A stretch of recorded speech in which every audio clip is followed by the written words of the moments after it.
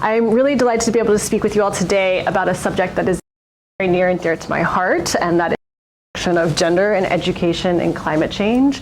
And the type of work that I do these days is really to help support nonprofits, NGOs, governments, donors, private sector, to orient their education programming to really address the climate crisis. And so what I wanted to kind of talk about today was a little bit of sort of, yes, working with decision makers, but a lot more of kind of how I came to this particular topic, as it's not necessarily the one that you would draw immediate connections around. And hopefully that will also kind of stir some thoughts for you all as you're kind of going through your program and thinking about kind of where you'll land, what you'll do, and how the work that you do today will have relevance for you in the future. So a little bit of like professional talk and substance talk as well. So I've kind of broken the talk down into 4 parts. The first one is really around a point of departure, or the moment at which I became fixated with this particular intersection. The second overviews 2 problems that I encountered through this journey. It was a rather serendipitous journey to this topic, both of which, the 2 problems, I learned that if we could overcome them, could dramatically shift our thinking about what the root cause of inaction is when it comes to education for climate action, and then potentially help steer us towards more transformative systems change. And then the third part overviews a possible solution, a framework that some colleagues and I have developed around a new green learning agenda. And then the fourth part provides some examples of how I put some of that stuff to practice and to work today, and kind of where the relevance is. So I wanted to start kind of by saying that, I'm not your typical climate activist. My relationship with the environment was very fraught and not the typical kind of, origin story to somebody who works on climate change today. But where I started on this topic was actually several years ago when I was working at a think tank back in DC, and working specifically on issues of gender equality in education. So that work in particular was really trying to muster the evidence around why we should invest in girls' education and convince world leaders around the world to make those investments in education. And as I was, bringing that evidence together and doing this kind of work, it was, the evidence is quite clear in terms of why we should be investing in girls' education. When we think about the economic growth, when we think about the maternal and health outcomes, when we think about even, increased agricultural productivity, all these different things. There's so many different reasons why and ways that we can make a case for investing in girls' education. But then one summer, when I was doing traveling for work, I was having a meeting with a former world leader who was part of this girls' education initiative we were just about to launch. And part of that discussion was, a very innocuous question. It was, hey, Christina, what's the impact of climate change on girls' education? And at the time, I hadn't thought about this question at all. I had no idea what the answer was.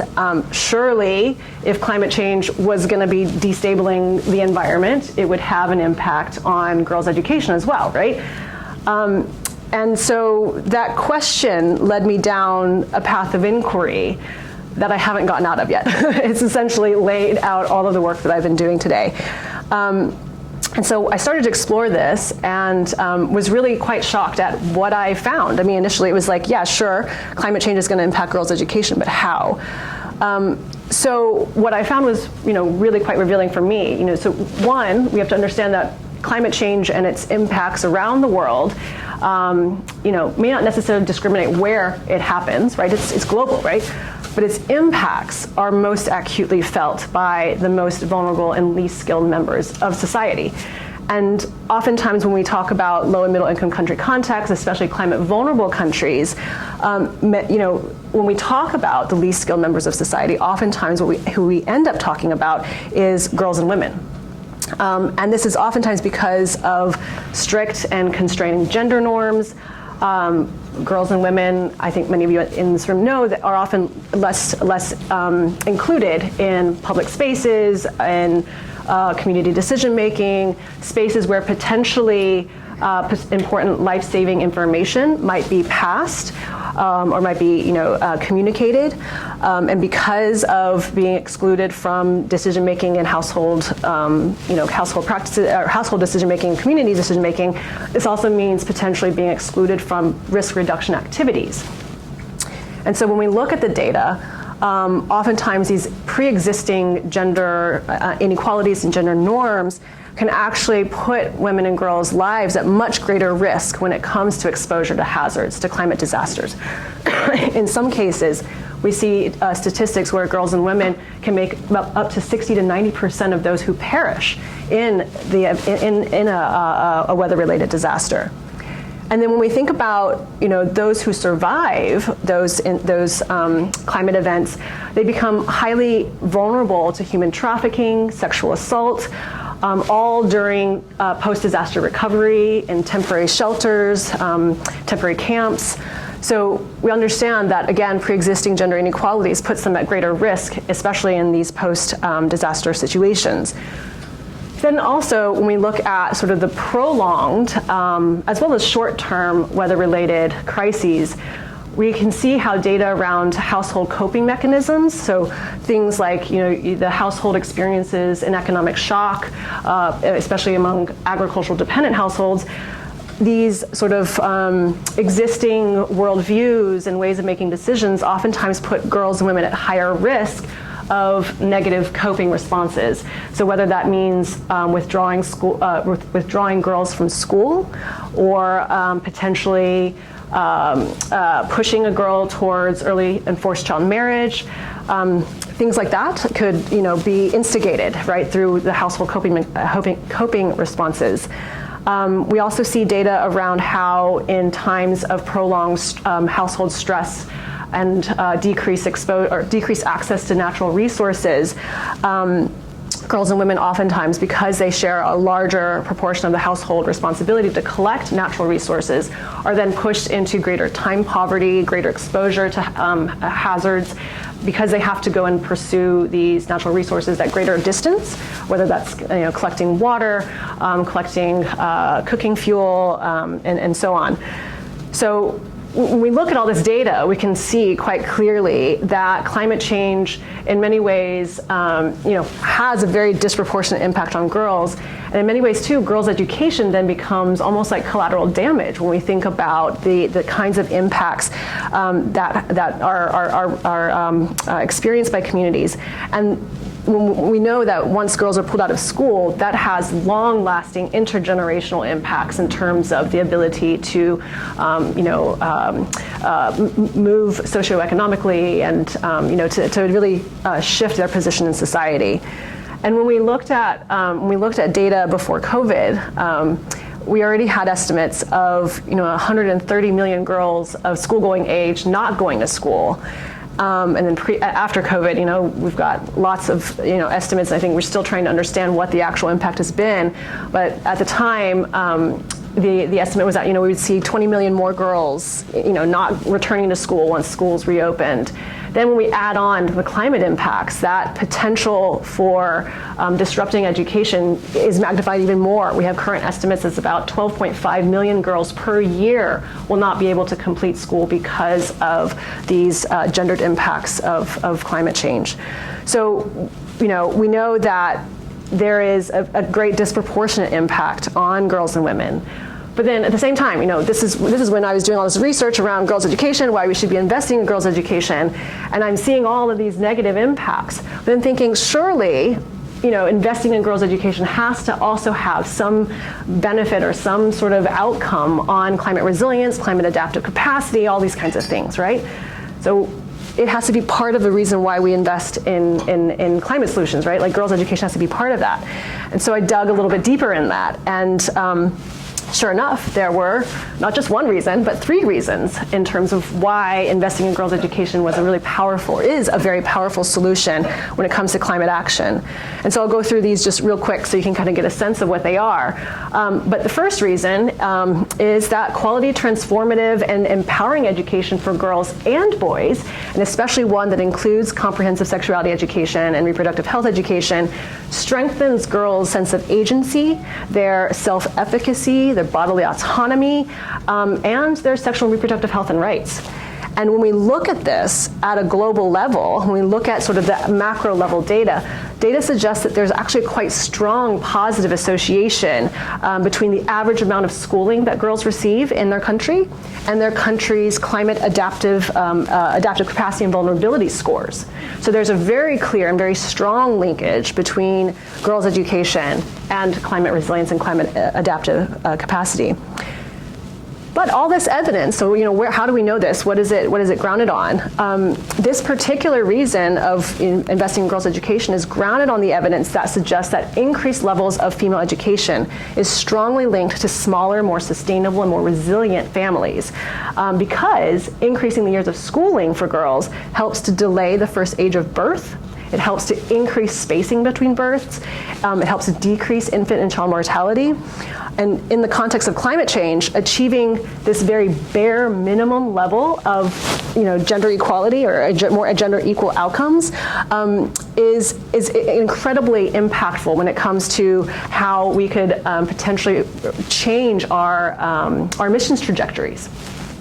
And especially when it comes to how we can ease our population demand on natural resources and the pressures that are placed on Earth's ecosystems over time. So some of you might be familiar with this particular reason. This is something that's been highlighted a lot by Project Drawdown. And if girls' education is ever mentioned within the context of climate change, it's often this particular reason. At the time when this was first sort of surfaced, the projected climate impact of investing simultaneously in girls' education and voluntary rights-based family planning was one of the most powerful climate solutions we could be investing in compared to all of our technical solutions, like solar panels, wind energy, electric vehicles, and so on. The models have shifted a bit, especially when we look at current population projection levels. But today, I think that this particular solution is only outranked by food waste, so minimizing our food waste. So again, this is a potentially quite powerful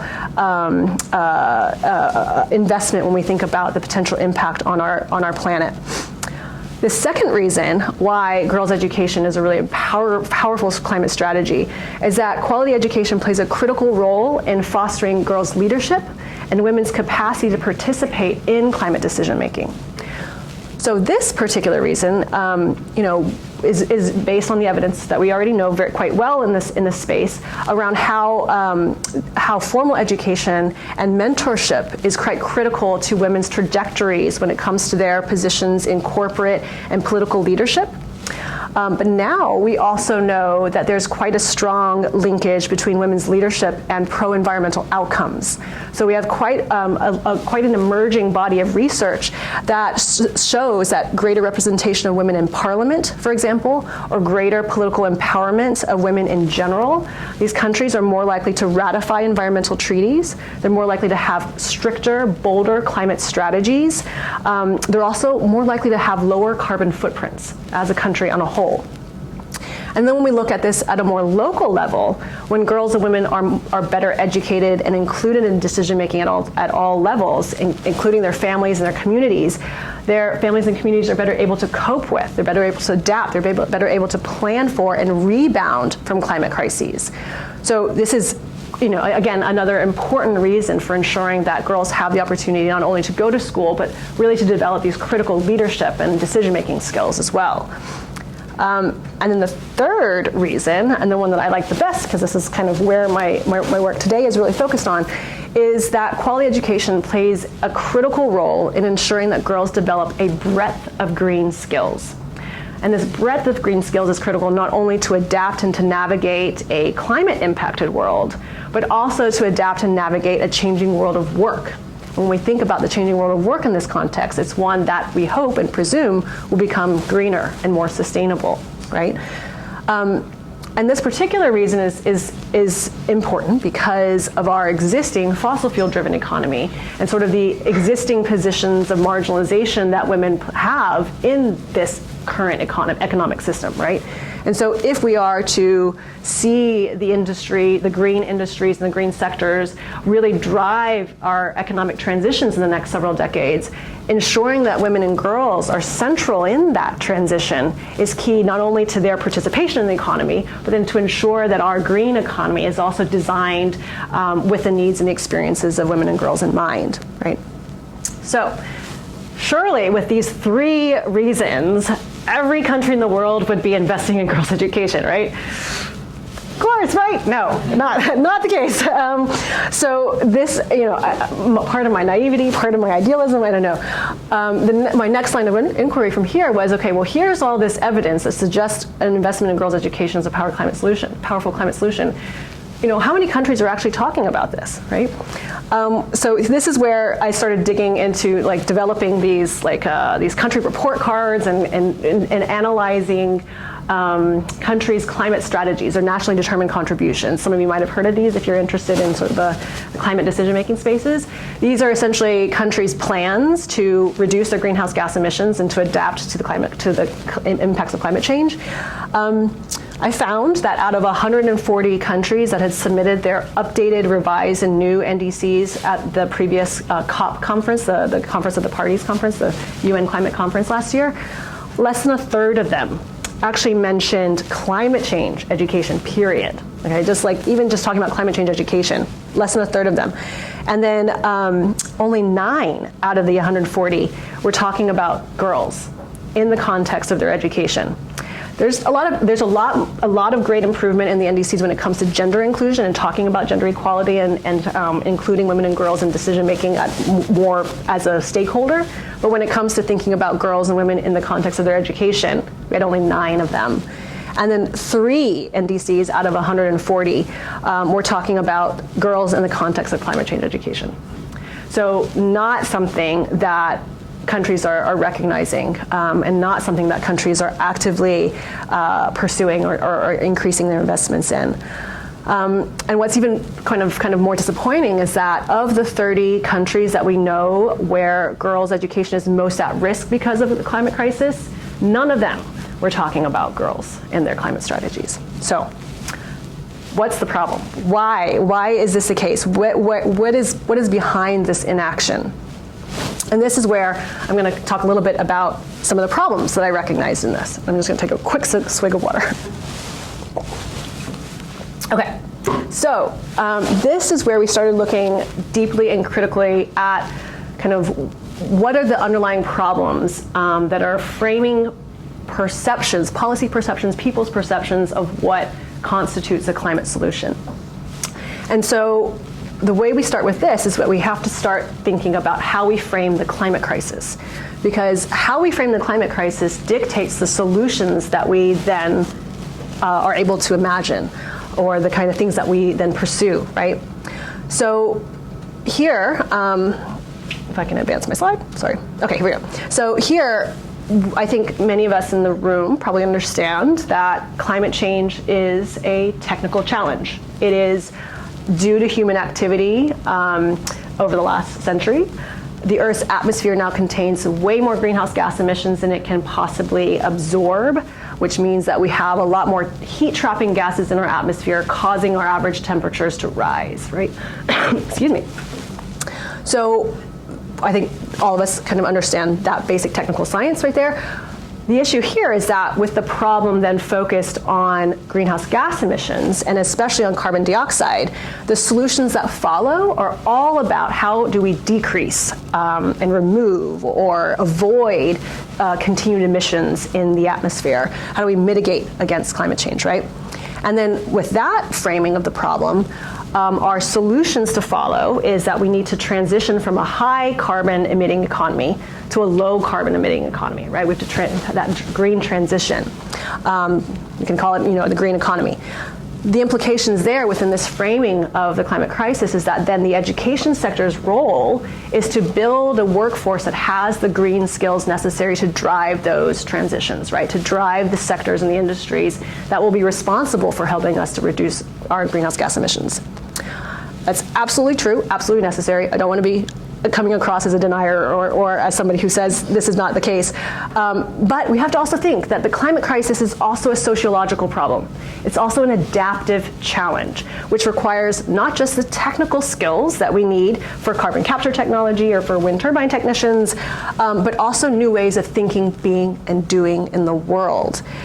So we can frame this adaptive challenge on the one hand as kind of rooted in unsustainable human behaviors, right? So this is at the individual level, our consumption patterns, our energy use, lifestyle choices, and so on, right? Then, if we consider that framing of the climate crisis, the educational solutions that then follow are to improve the individual's awareness of climate change, or improve the individual's awareness of climate solutions, like vertical farming or driving electric vehicles, walking, using a bicycle, so on, right? It's all about how we can generate more sustainable behaviors, right? What are the ways that we can change our knowledge about the problem and therefore our contribution to that problem, or our contribution to the solutions. So here, we are really kind of concentrating our framing of the problem as rooted in unsustainable human behaviors. But we have to also consider that the climate crisis is also rooted in unsustainable human systems, right?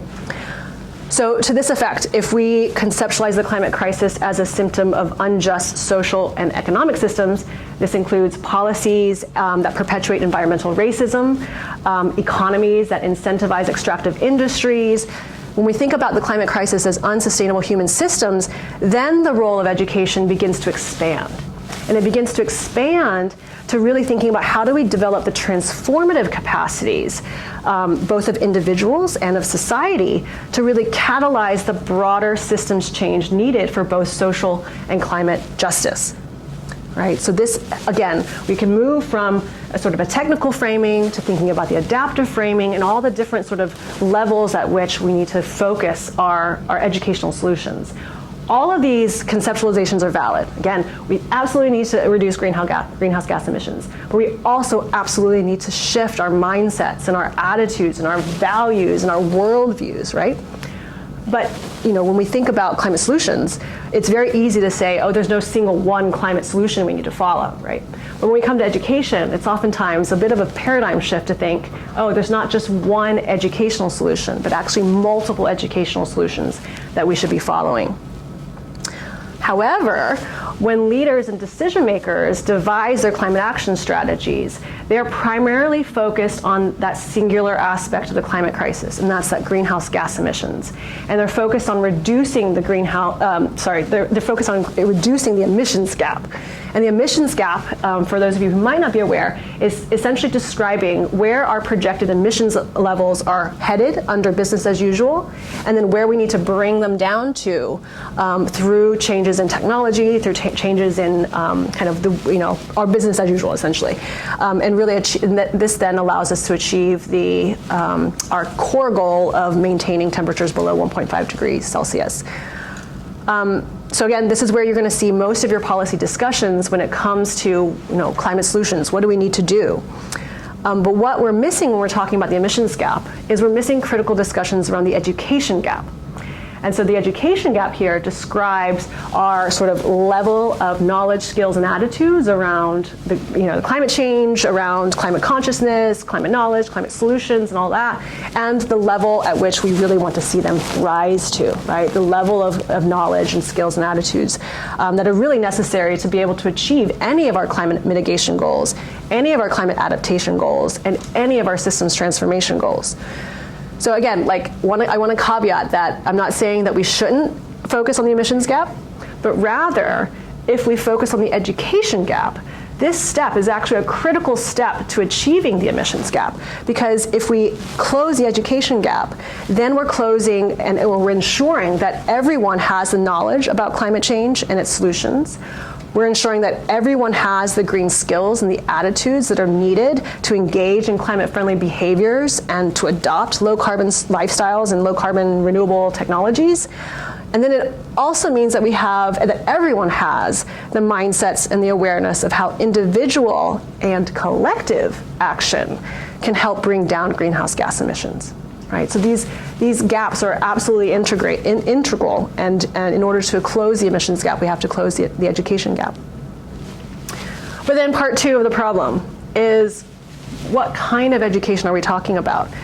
Currently within our global education system, we're the most educated in human history, yet we are the most destructive in all of our human civilization, right? Or destructive to ourselves as well as to the planet. But then when we talk about things like the learning crisis, for example, we're oftentimes focused on how do we ensure children get through school able to read and write, right? This is how we frame the learning crisis. We look at this in the context of the 250 million children or so who make it to 6th grade, who can't read and write a simple sentence, or who can't perform basic math. But if we were to reconsider the learning crisis in the context of the climate crisis, how would that shift what constitutes the learning crisis? How might interrogating that framing really reshape the education solutions that we pursue, the education solutions that our ministries of education around the world focus and invest their time and resources into? And so this is where I like to use Stephen Sterling's framework on education change, and Catherine is going to be very familiar with a lot of this kind of stuff that we do in our work, in our day-to-day work. So I want to kind of walk through some sort of a framework for thinking about, like, what change are we looking for? What do we want to see happen? So one level of change, and one level I think that we oftentimes hear our global kind of discussions focus on, is how do we do things better? In the context of the climate crisis, this might be, how do we do things greener? How do we do things more sustainable? It's kind of similar kind of approach. Again, thinking maybe recycling at school, building school gardens, composting at school, so on, right? This kind of doing things better really risks engaging in a type of conformative change that at the end of the day functions to maintain our existing systems, maintain the status quo that really has led to the present conditions, and of course things like gender inequality in education systems, or kind of inequitable distribution of resources across our education system, as well as even things like the interconnection between our education systems and the fossil fuel industry, right? So this kind of conformative change allows those existing systems to maintain themselves. And again, this kind of change then is really focused on how do we make that existing system more efficient and more effective, right? It's not about saying, is this system the right system? At the same time, what we also hear a lot of education policy discussions about is, how do we do better things? If doing things better is about making it more efficient, more effective, or greener and more sustainable, doing better things is trying to think about, how do we ensure that the most marginalized or the most disenfranchised populations have access to the existing system, right? So this kind of reformative change that grants equal access and opportunity to excluded populations. An example of this in the context of sustainability and climate action might be, how do we ensure that schools that are least resourced, have least access, have access then to grants that might provide solar panels on their school roofs, or that might allow a school to get a grant to create an outdoor clean learning environment, right? An outdoor learning space, or so on. Getting grants to get electric school buses, which is a big thing right now with the Inflation Reduction Act. This change, of course, is critical. It's absolutely vital to ensure that our existing educational systems are equitable. But again, it misses addressing that underlying root cause of inequity and the underlying root cause of some of those unequal distributions of the impacts of climate change as well.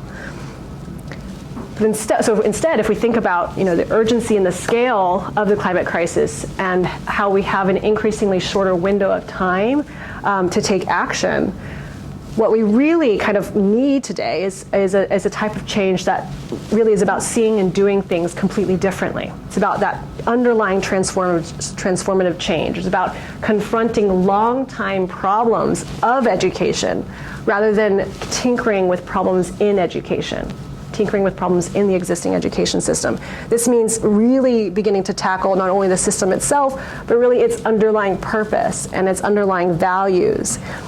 So if we think about, what does this look like in practice, this might be trying to get education decision makers and stakeholders to see how the education system as we know it, which is a direct product of the Industrial Revolution, is part of the problem perpetuating the values, the worldviews, the beliefs, and so on, that are harmful both to the planet and to our own human societies.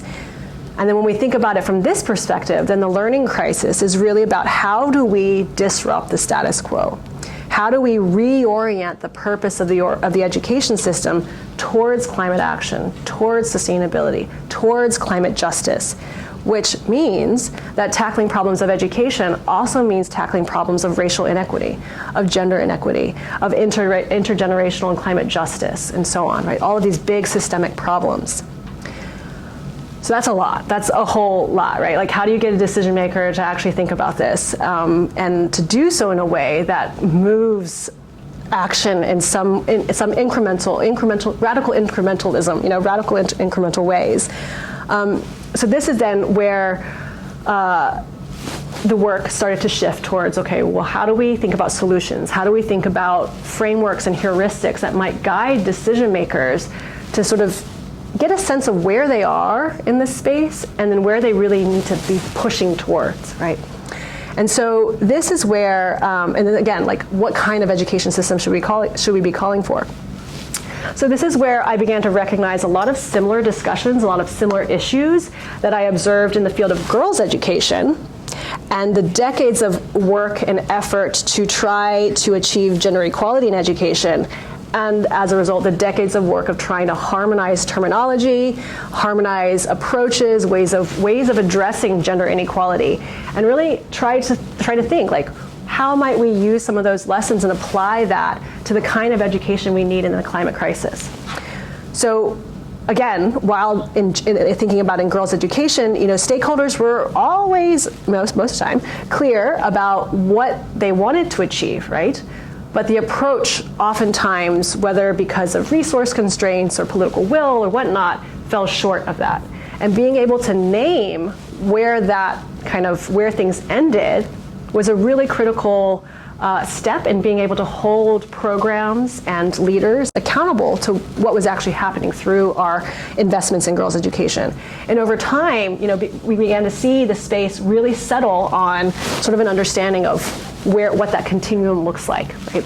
So on the one hand, your gender unequal education that perpetuates gender inequality, and really moving conversation towards more gender transformative approaches that achieve gender equality. And then how we think about, again, those conformative and reformative and transformative steps to change, right? So if we looked at lessons in girls' education, what could we say about climate change and education? And if I can advance my slide, sorry, there we go. How might we, in the space of climate change and education, begin to harmonize our terminology so that we're, really ultimately orienting ourselves towards the achievement of climate justice, and not just sort of, stuck in educating children and youth about climate change and the science of climate change that doesn't lead to action, or getting stuck in thinking about action but not thinking about who can take that action and what structure those decisions and opportunities to take action, right? And how we can really begin to shift towards addressing the underlying systems and structures that shape not only the climate crisis, but then also shape climate vulnerability and so on. So thinking about this, giving decision makers an opportunity to really think critically, where are you in this, and what steps will it take to push a little bit further? And this is where we also began to think about, again, some kind of heuristic, some kind of framework to help decision makers really assess where they are. And so we developed this what we call a new green learning agenda to really help decision makers conceptualize different educational pathways to address the climate crisis with the intention of not only achieving climate action, but again, climate justice. So in this particular framework, you'll hear lots of familiar things here. It starts from the position of how we frame the underlying problem of the climate crisis, right? Whether that is the technical challenge that it is, or the adaptive challenge. Then also the source of the problem. How do we think about the source of the problem, whether it's carbon dioxide, whether it's unsustainable individual behaviors, or unjust social and economic systems. And then thinking about how that then outlines a particular vision of the solution, whether it's focusing on encouraging that just transition and ensuring that we have green jobs and so on, or if we're really thinking about how do we ensure we have the sustainable pro-environmental behaviors, or how we might achieve sustainable equitable systems. And then from there, kind of rolling into the different educational objectives and the types of skills that are needed, and then ultimately the types of platforms or the spaces through which educational investments can be made, right? So this all, essentially lays out different pathways, but at the end of the day, what we want to see is that all three of these pathways are pursued simultaneously. It's not that we just want to be focusing on this just transition to green economies and ensuring that people have the technical skills, but that we have to ensure that we have those transformative skills like collective action, solidarity, coalition building, recognizing unequal relations of power, these things that are ultimately important to being able to promote systems change. These are equally and vitally important, and allowing decision makers to see, okay, well, maybe our entry point might be here on the left side a little bit, right? But then who are the partners and the different agencies or the different actors and community-based organizations who can help fill the gaps when it comes to areas that the initial investments might not be able to reach, but that allow us then to pursue these different pathways simultaneously. Okay, so arriving at this point, I'm going to shift a little bit to talking a little bit about examples of how we're doing this in practice, and how we're really, again, trying to make every job in the education sector a green job, my own job included, and hopefully Catherine's job as well. It's at this point in sort of my learning journey and my trajectory where I decided the think tank wasn't the space where I needed to be, but actually kind of in my own sort of created space, which I could talk about later, and really kind of as not only my own company, but then also my sister company, Unbounded Associates, really how do we begin to help support those education actors who might not see themselves in this space at all, really begin to do this kind of work. So I wanted to just give 3 quick examples of this work in practice. And the first one is some work that we did with Unbounded Associates and Chemonics International to try to help push the international development community that works in workforce development and youth workforce development to begin thinking about a broader breadth of skills. And these are actors who are typically very focused on specific technical training through technical vocational education and training institutions, and really getting them to engage in a paradigm shift that moves them beyond technical skills for green jobs to thinking about things like how do you teach, or how do you engender, or how do you facilitate and empower skills around coalition building, around negotiation, whether that might be delivering it through workshops or delivering it in a more formal relationship building sort of environment with a potential donor or an investor or so on.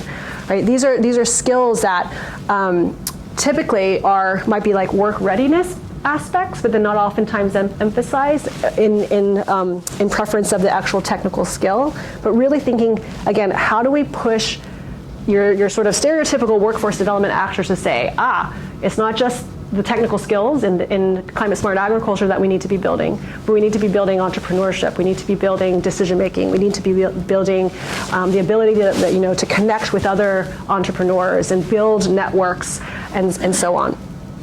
So just as an example there. In this particular example, we worked with the Commonwealth of Learning to try to target ministers of education who did not see themselves at all in climate work, see themselves as a critical climate stakeholder. And so through this work, it was really about showing that, one, the education sector is a climate impacted sector. climate change impacts not only education infrastructure, but it also impacts the humans, the people inside those places of learning, right? It affects procurement processes. It affects our policies and our ability to actually deliver continuous quality education and so on, right? So the first step here was to demonstrate the education sector has every stake in the game, just like your agricultural or your tech, your transportation or your energy sector, right? And at the same time, it was about showing that not only is is education sector climate impacted, but that education is a climate solutions sector. It is vital to producing not only the people who will have the mindsets and the values and the skills to promote greener, more sustainable economies, but also all the other systems change dimensions to ensure that, again, every aspect of our human societies are built around systems of care, systems of stewardship, both for the planet and also our fellow human beings.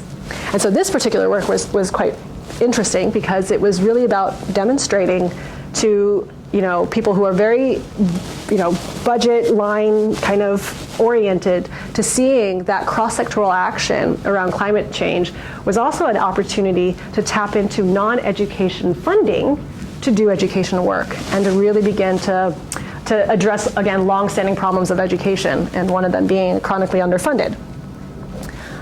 And then the last example that I'll give is this work that we did with Plan International around equipping non-formal education programs as well as formal education systems with an opportunity to expand the attention around individual behavioral change when it comes to climate action, to thinking about how do we build skills for decision making and leadership that enable collective action and systems work.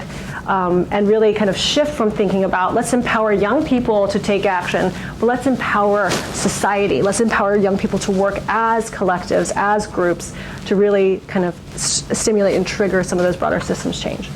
Okay.